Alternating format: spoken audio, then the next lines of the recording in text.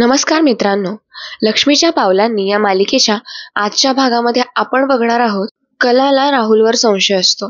कारण सीसीटीव्ही डिपार्टमेंटची कामं आज अचानक होताना तिला दिसतात आणि त्याबद्दल कोणाला खबरही नसते. इतक्यात ती सीसीटीव्ही डिपार्टमेंटच्या इन्चार्जकडे येत असते. त्याचबरोबर राहुल तिथे ऑलरेडी आलेला असतो आणि तिथे तो एका मुलीला एक फाईल देत असतो. तो म्हणतो, हे घे नीला, नेलपेंट छान आहे असं तो तिला त्या मुलीला सांगत असतो. इतक्यात तिथे कला येते.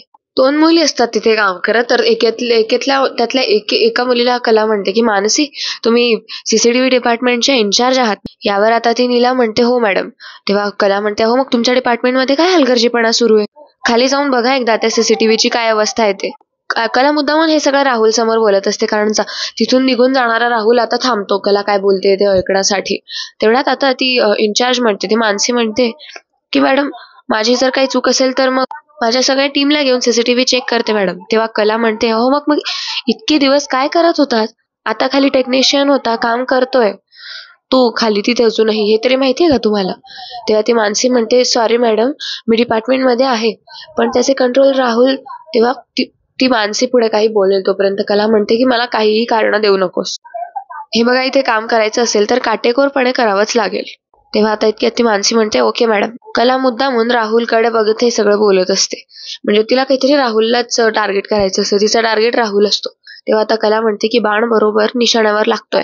आता उलटा घास घ्यायला हवा. त्याशिवाय हा राहुल सुधारणार नाही किंवा कबूल करणार नाही किंवा राहुलच आहे हे कळणार नाही. तेव्हा आता कलाचं हे सगळं बोलणं तो ऐकतो राहुल, आणि तो पण मनोमन काहीतरी विचार करतो. हा टेक्निशियन नक्कीच कलाला काहीतरी बोलला असणार, त्याला कॉल करायला हवा, असं म्हणत राहुल लगेच तिथून बाहेर पडतो. अहो बघा, तुम्ही हा व्हिडिओ आतापर्यंत पाहिलात म्हणजे काहीतरी पुढे खास आहे बरं का. आता एवढं बघितलंच आहे तर खाली असलेलं सबस्क्राईबचं बटन नक्की दाबा आणि चॅनलला सबस्क्राईब करा, म्हणजे असेच खास व्हिडिओज तुम्हाला कायम बघायला मिळतील. कृपया व्हिडिओला लाईक करा आणि तुमचं मनोगत खाली कमेंटमध्ये आवर्जून सांगा. आणि मेन म्हणजे सबस्क्राईब करायला विसरू नका, म्हणजे आमचे येणारे व्हिडिओज तुम्हाला नक्कीच लवकरात लवकर दिसत जातील. तेव्हा आता बाहेर येऊन राहुल त्या टेक्निशियनला कॉल करत असतो. त्या टेक्निशियनला कॉल केल्यानंतरून तो त्या टेक्निशियनला विचारतो की काय रे, तू काय काम केलंस की नाही? तेव्हा आता तो माणूस म्हणतो, म्हणजे तो टेक्निशियन म्हणतो की हो, बोला ना सर, काय झालं? काम झालेलं आहे हो. तेव्हा आता राहुलच्या जीवात जीव येतो. आत्ताच सगळं काम आपटून बाहेर पडलेलो आहे. तेव्हा आता राहुल म्हणतो की बरं मग मला सांग, तू कोणाला भेटलास का किंवा कोणाला सांगितलंस का मी तुला बोलवलं होतं त्याबद्दल? तेव्हा आता तो टेक्निशियन म्हणतो, हो सर, ते कला मॅडम आहेत ना, त्यांनाच बोललो होतो फक्त, बाकी कोणाला नाही. तेव्हा राहुल म्हणतो, अरे मूर्ख आहेस का तू? कामाशी काम ठेवत जा ना.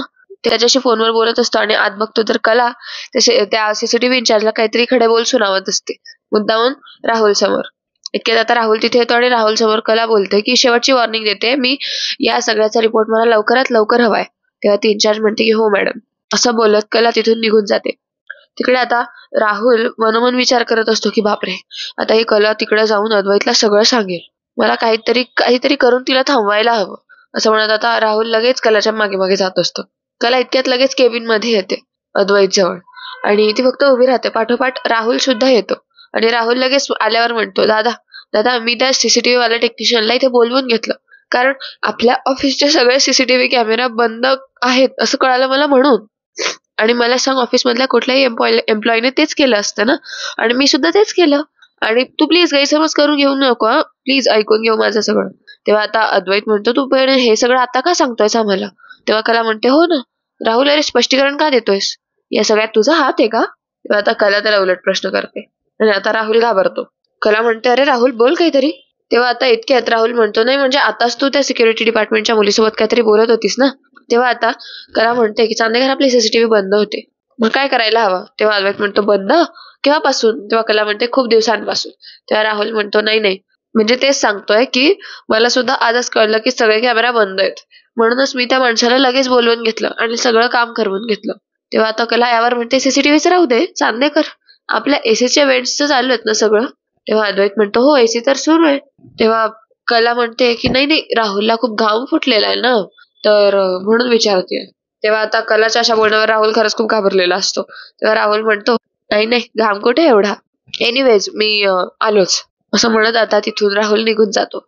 आणि कला विचार करत असते की आता जर मी याला कुठलेही उलटे सुटले प्रश्न विचारले असते तर याची कारणं दिली असती त्याने आणि मी ही ती सिद्ध करू शकले नसते.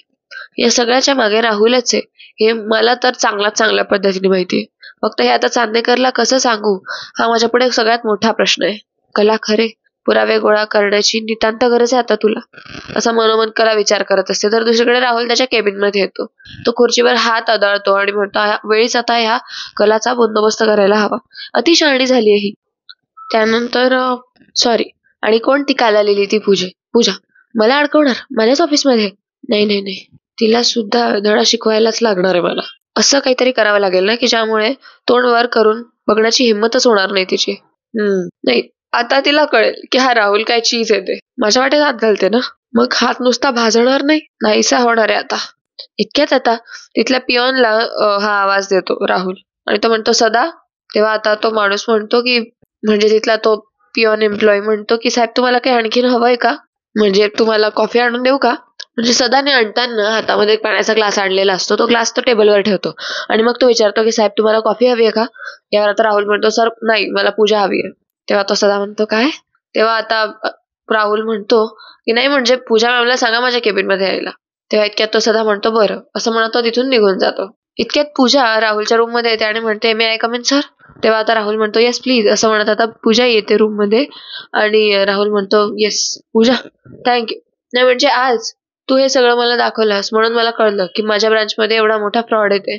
खरंच तुझ्यामुळे चांदेकरांचा खरंच केवढा मोठा लॉस होता वाचला. सो आय अप्रिशिएट दिस. माझ्यासाठी अजून एक छोटं काम करशील का? म्हणजे काय ना की तू हा सगळा प्रॉब्लेम तुझ्या पॉइंट ऑफ व्ह्यूने नोटीस केला, शोधून काढलास. मग हा सगळा प्रॉब्लेम सॉल्व्ह करण्यात तूच माझी मदत केलीस सर. सो बघ आज म्हणजे तुझ्या ऑफिस आवर्स नंतर तुझ्याकडे जर वेळ असला तर तू ये, आपण इथे बसून ते प्रॉब्लेम्स फाइंड आउट करू आणि वेळीच त्यावर काही सोल्युशन निघतंय का ते बघू. आणि मी तर म्हणतो की आपल्या जेवढं सॉल्व्ह करता येईल ना तेवढं करूया. तेव्हा आता ती पूजा म्हणते चालेल सर. आता राहुल पण म्हणतो परफेक्ट, तू जा तुझी आजची कामं उरकून घे, त्यानंतर ये मग केबिन मध्ये. तेव्हा ती पूजा तिथून जाऊ लागते हो सर म्हणून. त्यानंतर आता राहुल पण तिला जायला सांगतो आणि आता राहुल मनोमन विचार करतो की आता तू बघच ऑफिसमध्ये कोणी नसताना मी तुझ्यासोबत काय करतो ते आयुष्यभर लक्षात ठेवशील. इतक्यात राहुल आता त्याचा फोन त्याच्या हातात घेतो आणि काहीतरी करत असतो. राहुलने रोहिणीला फोन लावलेला असतो. तेव्हा रोहिणी म्हणते काय रे बोल. तेव्हा राहुल म्हणतो हॅलो मम्मा, तू माझं एक काम करायचंयस. तेव्हा आता रोहिणी म्हणते काय? तेव्हा राहुल म्हणतो की बघ आज कलाला काही करून नेहमीपेक्षा 1 तास आधी घरी लवकर बोलवून घे. तेव्हा रोहिणी म्हणते का? काही नवीन चक्र सुरू आहेत का? तेव्हा आता राहुल म्हणतो अगं चक्र तर सुरूच असतात, पण काय आहे ना की ती चक्रच सुरळीत सुरू राहावी म्हणून आपल्याला सुद्धा रेडी व्हावं लागेल ना. इमर्जन्सी क्रिएट कर आणि त्या दोघांना लवकरात लवकर घरी बोलवून घे. तेव्हा रोहिणी म्हणते बरं ठीक आहे, जे काही करशील ते सांभाळून कर फक्त. तेव्हा राहुल म्हणतो ओके ठीक आहे थँक्यू बाय, असं म्हणत आता तो फोन ठेवून देतो. इकडे रोहिणी विचारात पडते की याचे नवीन काय उद्योग चालू असतात. तेव्हा आता राहुल विचार करत असतो हे पूजा प्रकरण तर मी संपवूनच टाकणार, पण ती तर फक्त एक सुरुवात राहील. या सगळ्यांना कंट्रोल करणारी आहे ती कला खरे, तिलाही ठेसलंच पाहिजे. अद्वैत कितीही तिच्या बाजूने असला तरी जोपर्यंत पुरावे मिळत नाही तोपर्यंत तो काही माझी बाजू सोडणार नाही आणि अद्वैतला पटवून द्यायला ती पुरावे गोळा करणारच. पण सध्या तरी ती फॅमिलीच्या बाजूने, फॅमिली तिच्या बाजूने आणि ती पुरावे शोधायला धडपड करते. येस, याचाच फायदा करून घ्यायला हवा. तुम्ही दोघं वेगळे असाल तेव्हाच तुमच्यातलं अंतर वाढवायला हवं असा राहुल प्लॅन करत असतो. चांदेकरला म्हणते चांदेकर मला सांग राहुलला सीसीटीव्ही बद्दल कितपत ज्ञान असेल? त्यावर अद्वैत म्हणतो त्याचं नॉलेज असेल त्याला बऱ्यापैकी. तेव्हा आता कला म्हणते बरोबर करेक्ट म्हणूनच. तेव्हा आता अद्वैत म्हणतो म्हणूनच म्हणजे काय बोललीस? म्हणजे आता सीसीटीव्ही बंद आहे याचं कनेक्शन सुद्धा तू राहुल बरोबर जोडतेस का? अरे काय चाललंय काय माझ्या आजूबाजूच्या लोकांना झालंय काय? परत तेच असं म्हणत आता अद्वैत डोक्याला हात लावून बसतो. तेव्हा आता कला म्हणते चांदेकर ऐक ना, आपण नवीन डिझाईन्स बद्दल कधी डिस्कशन करूयात?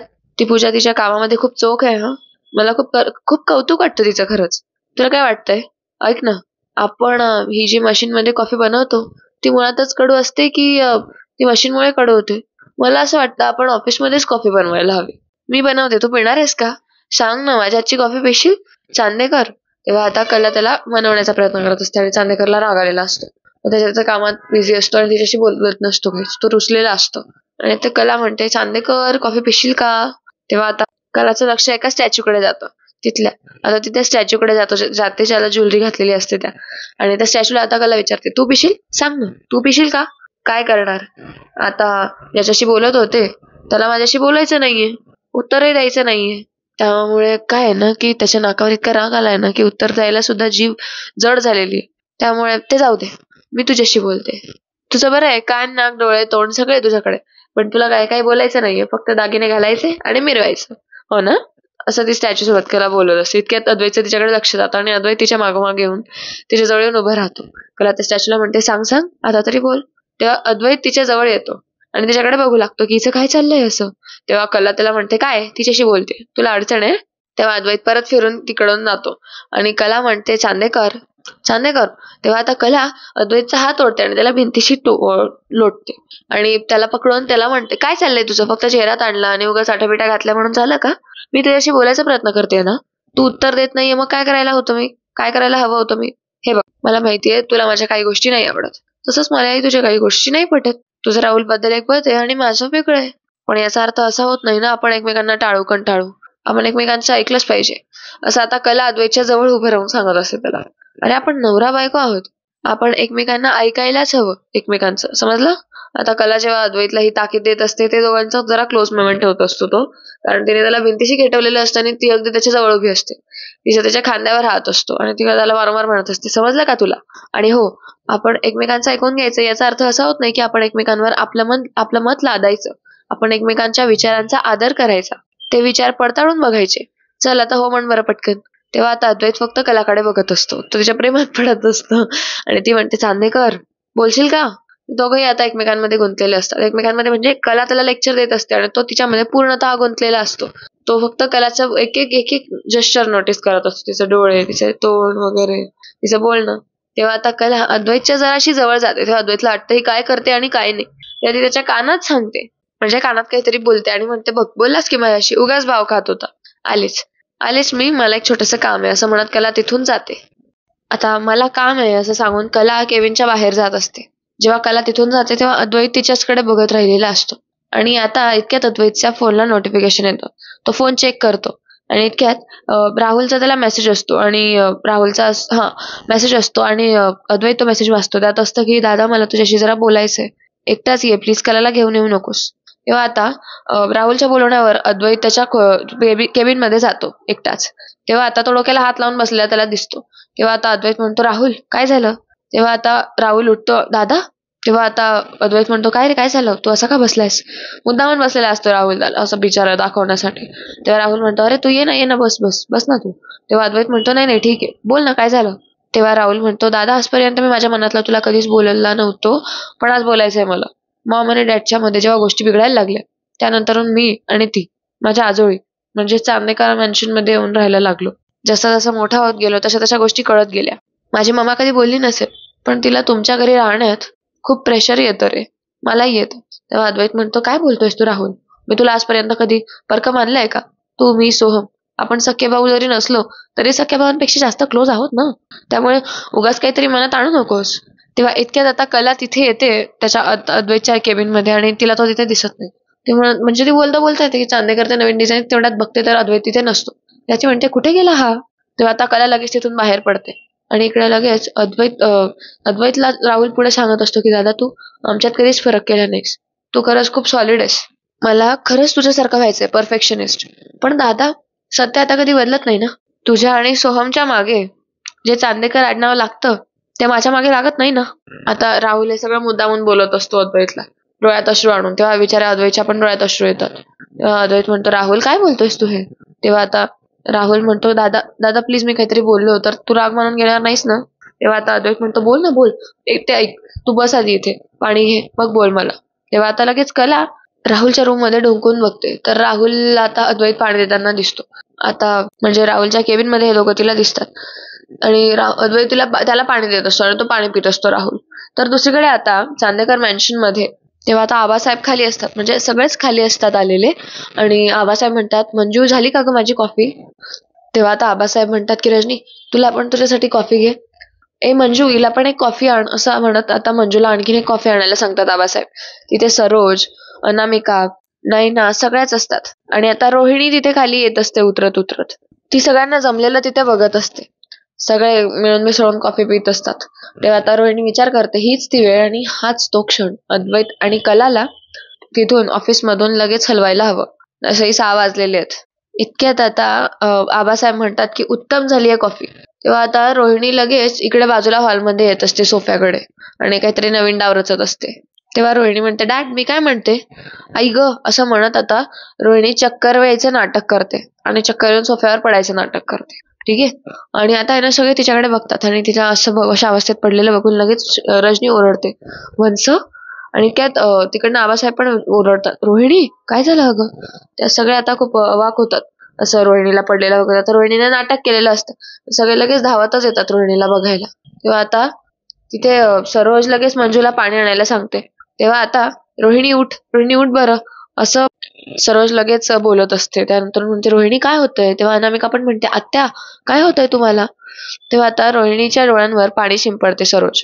तेव्हा आता रजनी म्हणते की आबा काय झालं असेल यांना. तेव्हा आता आबासाहेब म्हणतात, रोहिणी अगं काय झालं. तेव्हा सरोज म्हणते, रोहिणी उठ, रोहिणी उठ ना.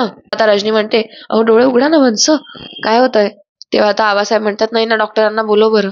तेव्हा नैना म्हणते, हो मी करते फोन लगेच. तेव्हा आता सरोज वारंवार म्हणते, रोहिणी उठ ग, रोहिणी. अनामिका पण बोलत असते की आत्या उठा बरं. इतक्यात सरोज रजनीला म्हणते, रजनी अगं काय झालं हिला, सकाळपासून काही खाल्लं होतं की नाही हिने. रजनी म्हणते, हो वहिनी व्यवस्थित जेवण झालंय यांचं, पण हे असं अचानक काय झालं मला माहिती नाही. अनामिका तू इथे तू यांचे हात चोळ बरं, उघडा बरं. तेव्हा आता या डॉक्टरांना बोलवायला लावत असतात आणि इकडे रोहिणीच्या आजूबाजूला असतात. तेव्हा बाबासाहेब म्हणतात की मला असं वाटतं की हिला खालच्या आपल्या गेस्ट रूम मध्ये नेऊया आणि तिथे आराम करायला लावूया. तेव्हा आता सरोज म्हणते, नाही नाही, माझ्या रूम मध्ये घेऊन जाऊ आपण तिला. यावर आता रोहिणी मनोमन म्हणते की मला जर सरोज बहिणीच्या रूम मध्ये नेलं तर माझं भांडण नक्की फुटेल. माझे नाटकं लगेच तिला ओळखीला येतील. रोहिणीचे आता डोळे बंद असतात त्यामुळे रोहिणी कायच करणार. पण मग आता लगेच या बहाण्याने तरी रोहिणीला सरोजच्या रूम मध्ये जाता येऊ नये म्हणून रोहिणी लगेच उठायचं नाटक करते हळूहळू. तेव्हा आता आबासाहेब म्हणतात की नाही ना, डॉक्टरांना फोन लागला का. तेव्हा नैना म्हणते, नाही ना Abasaheb, I think network issue आहे काहीतरी, मी बाहेर जाऊन बघते फोन लागतोय का. तेव्हा आबासाहेब म्हणतात, हो बघ. तेव्हा इतक्यात रजनी म्हणते की सरोज बहिणी तुमच्या खोलीमध्ये घेऊन जाऊया आपण यांना, ठीक आहे. तेव्हा सरोज हो म्हणते. तेव्हा इतक्यात रोहिणी डोळे उघडते. तेव्हा रोहिणी म्हणते, काय झालं, सगळं गोल गोल का फिरतंय. अरे देवा काय झालंय, मला काही कळतच नाही, अशी ती नाटकं करत असते डोक्याला हात लावून. तेव्हा आता ती म्हणते की डॉक्टरांना बोलवा बरं का कोणीतरी, राहुल अद्वैत सगळे माझ्यासोबत थांबा, मला खूप त्रास होतोय. तेव्हा आता सरोज म्हणते, काळजी करू नकोस रोहिणी, चल माझ्या रूम मध्ये. तेव्हा रोहिणी म्हणते, नको ग नको, माझ्या रूम मध्ये जाऊ, तिथे मला जास्त कम्फर्टेबल फील होईल, असं ती नाटकं करत असते. तेव्हा आता रोहिणीचा फोन हातात घेत सरोज सुद्धा तिला आता उठवू लागते. मंजूच्या मदतीने त्या उठतात. इकडे अनामिकाला आता रजनी दरवाजा उघडायला पाठवते आणि अनामिका पहिले किचन मध्ये जाते आणि रजनी हळूहळू म्हणते की सावकाश जा. तर दुसरीकडे आता राहुल अद्वैतला सांगत असतो, दादा आम्ही जरी त्या घरामध्ये एकत्र राहत असलो तरी आम्ही त्या घरातले नाही आहोत ना. उद्या कोणीही उठून आम्हाला घराच्या बाहेर काढून टाकेल, तुमच्यापासून वेगळं करेल, अशी भीती वाटते रे सतत मला मनामध्ये. कधी थांबणार आहे हे. आणि हे बघ, आता तुला जरा खरंच सांगतो, खरंच मला असं वाटतं की हे सगळं कलाच करू शकते. कला हे सगळं बाहेरून बघत असते गंमत, कला सगळं ऐकत पण असते. आणि आता राहुल म्हणतो की नाही, आय एम सॉरी दादा, मला माहिती ती तुझी बायको आहे, पण बघ ना रे, या सगळ्या प्रकरणाला ती उगाच माझ्यावर निरर्थक संशय घेत असते सतत. म्हणजे मला तरी असं वाटतंय की मी खूप इझी टार्गेट आहे ना, म्हणून ते माझ्यावर एवढा संशय घेत असते. नाही म्हणजे आता आम्ही काय कुपरे आहोत ना या घरामध्ये, काय करणार आहोत का आम्ही. तेव्हा आता अद्वैत म्हणतो, राहुल काय बोलतोय सर हे तू. तेव्हा आता बाहेरून कला हे सगळं ऐकत असते आणि विचार करते, राहुल तुझा डाव मला समजलाय. चांदेकर खूप इमोशनल आहे, तो लगेच विश्वास ठेवतो आणि आपल्या माणसांसाठी काही करायला तयार होतो. म्हणून तूही मला आता अडकवण्याचा प्रयत्न करतोय, पण मी तुला तसं करू देणार नाही, मी तसं होऊ देणार नाही. चांदेकरला तुझ्यावर विश्वास ठेवू देणार नाही. तू त्याला तुझ्यावर विश्वास ठेवायला लावला ना, आता विश्वासघात बघायला सुद्धा अद्वैतलाच मिळेल, म्हणजे विश्वासघातही तूच करतोयस. तेव्हा आता हे सगळं बघून त्याला खूप चिडलेली असते. दुसरीकडे आता अद्वैत राहुलला सांगतो, हे बघ राहुल, कोणी काहीही बोलू दे, मोठा भाऊ आहे हक्काने मी तुला सांगतो. कला तिथे मध्ये येणारच असते, पण म्हणजे तिथे दरवाजा उघडलेला पण असतो, पण ती आता ऐकते. अद्वैत सांगत असतो की पण आता काहीही झालं तरी माझा तुझ्यावर पूर्ण विश्वास आहे. कोणी काहीही म्हणू दे, मला खात्री आहे की तू असं करणार नाहीस आणि मी तुझे पाठ कधीही सोडणार नाही. आपल्याला एका फॅमिलीने, एका संस्काराने बांधून ठेवलेलं आहे, त्यामुळे आपल्या फॅमिलीतली कुठलीही व्यक्ती कोणालाही कधीही फसवू शकत नाही आणि म्हणूनच माझा तुझ्यावर पूर्ण विश्वास आहे. स्ट्रेस घेऊ नकोस अजिबात. तेव्हा आता कला मागे सरकून जाते. कला ते केविनचा दरवाजा लावून घेते आणि एक पाऊल मागे होते. तर आता इतक्यात राहुल लगेच अद्वैतला हक करून घेतो. रडायचं नाटक करत असतो तेव्हा राहुलला कला तिथे उभी असलेली दिसते. तेव्हा तो कलाकडे बघून हसत असतो. कलाला हे सगळं दिसतं आणि कला विचार करते की झालं, चांदेकरने याच्यावर विश्वास ठेवला सुद्धा. आता मला राहुल गुन्हेगार आहे हे पटवून देणं हे अजूनच कठीण झालेलं आहे माझ्यासाठी. एकदा का चांदेकरने स्वतःभोवती कुठल्याही विचारांचं बंधन घातलं तर त्यात कितीही काही केलं तरी तो बाहेर येतच नाही.